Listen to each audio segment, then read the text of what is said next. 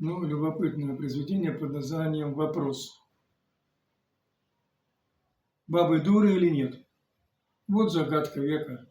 Для чего они нужны в жизни человека?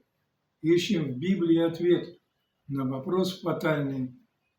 Узнаем через нее инцидент скандальный. Мол, та Ева, что в саду яблоки вкушала, после этого всего сразу дурой стала. И чтоб сразу не попасть под горячую руку, отдалась Адаму всласть. Вот и вся наука. И за этот криминал выгнали из рая. Бог так прямо и сказал, что, мол, проклинает.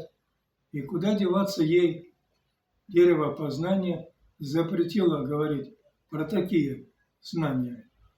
С тех времен прошли века, да и в наше время все валяют дурака, дурят все мужское население.